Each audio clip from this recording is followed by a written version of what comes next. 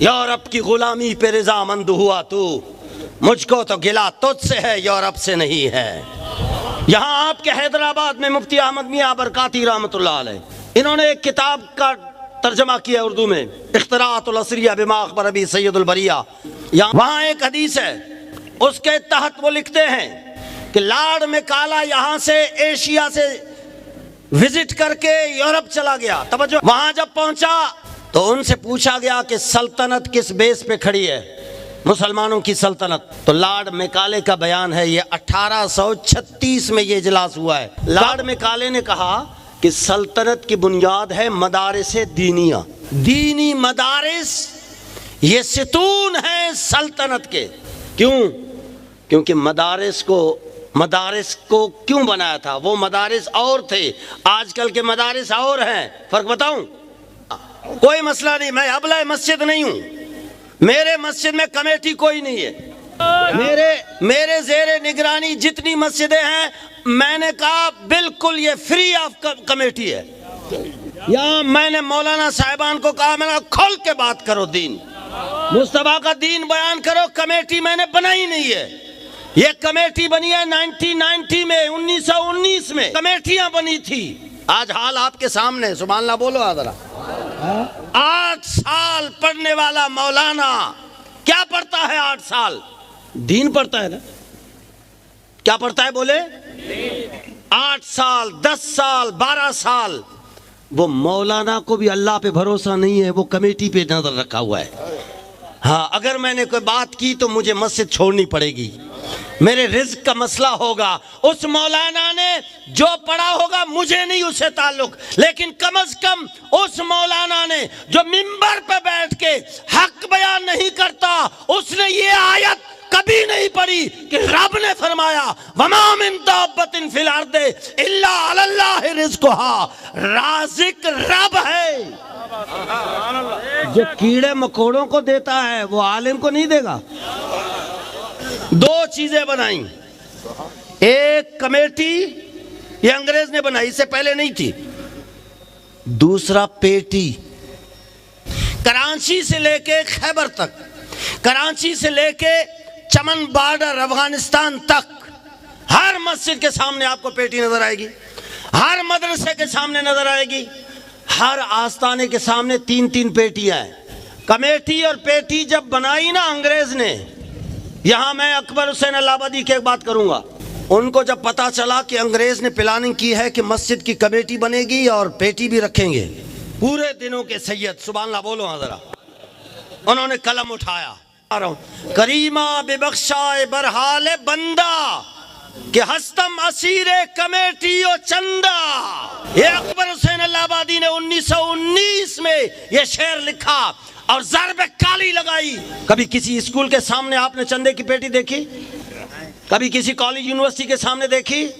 یہ مسجد اور مدرسے کے سامنے کیوں؟ تاکہ یہ یتیم یوں لگ جائیں، بھکاری نظر آئیں، بھیک منگا نظر آئیں، کوئی اپنے بچوں کو دین پڑھانے کی وہ سنس ہے نا وہ ختم کر دے۔ اسی لیے انہوں نے یہ چیزیں لگائیں۔ لارڈ میکالے نے کہا مدارس وہ کون تھے؟ وہ سوشل اکیڈمیاں تھی سلطنت کی۔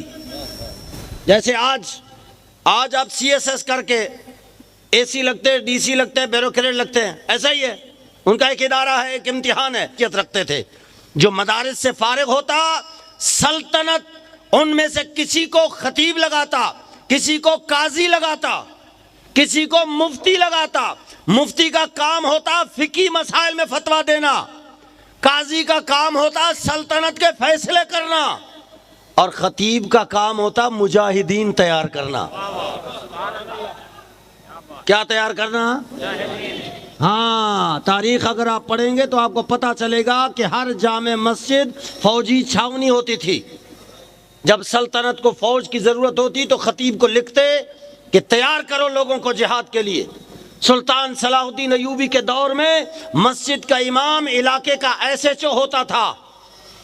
آج مسجد کا امام کونسلر بھی نہیں بن سکتا، کیونکہ ہم نے وہ سنس ختم کر دی ہے۔ ہم نے اپنے ذہنوں سے یہ ساری چیزیں نکال کر باہر کر دی ہے کہ وہ باہر کی دنیا ہے، ہم یہ جیسے قبلہ بغدادی صاحب دامت برکاتہ میں فرما رہے تھے، ہم بس مسجد کے اندر محدود ہو گئے۔ تو کہا پھر جب مدرسے بنیاد ہے، توجہ، تو مدرسے ختم کریں۔ تو لاڈ میکالے نے کہا 500 سال سے لڑ رہے ہو، مدرسے ختم کرنا لڑائی ہے، لڑائی تو کر رہے ہو، مدرسے ختم نہیں کرو، مدرسے کی حیثیت ختم کرو۔ وہ قاضی بناتے تھے، مفتی بناتے تھے، مفتی بھی پورے دن کا، مفتی کا فتویٰ آتا، وہ بادشاہ بھی عزت میں آتا تھا۔ اب کیا کرے؟ بولا ان مدارس کو بس وضو، غسل، سبحان اللہ بولو ذرا، فقہی مسائل کا مفتی بناؤ، یعنی ان کے ذہنوں میں یہ بات ڈال دو ہم نے حکومت کے خلاف فتویٰ نہیں دینا ہے۔ جب بھی آپ کسی مفتی صاحب کے پاس جائیں نا، بھائی ڈی سی کے خلاف فتویٰ دینا، نا شخصی فتویٰ ہم نے نہیں دینا۔ میں کہا ستا ہی خیر ہو مفتی صاحب تاڑی، حق بات پہ قلم نہیں اٹھتا، حق بات پہ زبان نہیں کھلتی، تو پھر بتائیں اس علم کا کیا فائدہ؟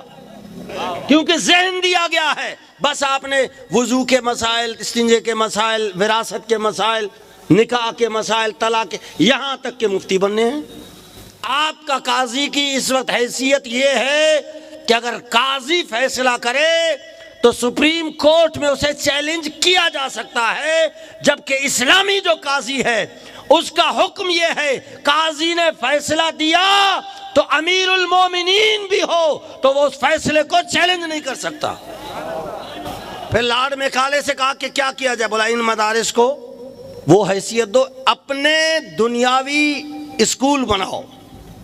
میرے پاس لائبریری میں عربی میں موجود ہے، انہوں نے لکھا کہ اولاد المسلمین ولا سیما للبنات، مسلمانوں کے بچوں پر توجہ کم دے، بچیوں پہ زیادہ دے۔ یہ لکھا نہ ہو، سر قلم خون معاف ہے۔ انہوں نے ہمارے خواتین کے ذریعے انہوں نے حملہ کیا، استعمال کیا۔ بچوں پر توجہ، بچوں پر توجہ کم، بچیوں پہ زیادہ۔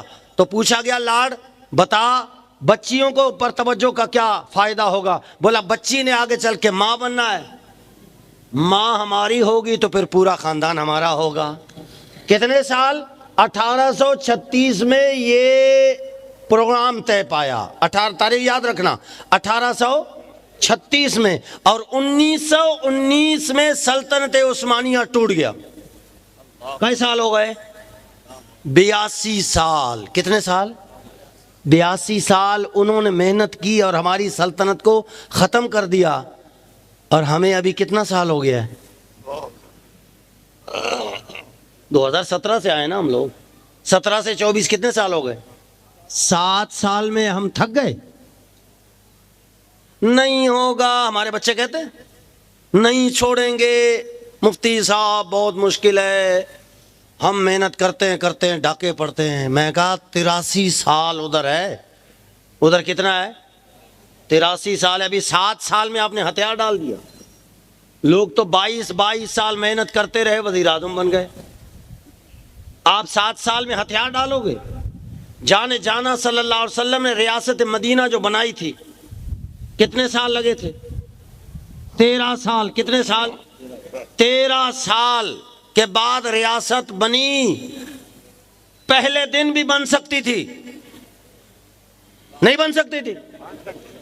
کوہ صفا کی چوٹی پہ جب جانے جانا صلی اللہ علیہ وسلم نے اعلان فرمایا، وہی اعلان کرتے میں ریاست مکہ بنا رہا ہوں، کر سکتے تھے یا نہیں؟ کیونکہ جب آپ کی ولادت ہوئی، حدیث پاک سن لیجئے، جب آپ کی ولادت ہوئی جبریل امین نے اما آمنہ طیبہ طاہرہ کی خدمت میں عرض کیا ابشری یا آمنہ، کہا آپ کو مبارک ہو آمنہ۔ کہا کیوں، کس بات کی مبارک؟ فرمایا انت حملت بسید العالمین، کہ آمنہ آپ کائنات کے سلطان کی والدہ بن چکی ہے۔ جو کائنات کا سردار ہے تو وہ ریاست مکہ نہیں بنا سکتے تھے؟ بنا سکتے تھے، لیکن یہ ہمارے لیے تربیت تھی کہ میری امت پر مشکلات آئیں گے۔ 13 سال تو محنت کرے نا یار، نہیں ہوگا یہ ہوگا، بنائیں آپ، یہ چھوڑ دے، آپ کام کرے، آپ اپنے حصے کا کام کرے۔ اور امیر محترم نے فرمایا کہ فلسطین کی آزادی تک ہم نے ساری چیزیں بھلا دینی ہے، ہماری نظر مطمع نظر اپنی منزل پہ ہے۔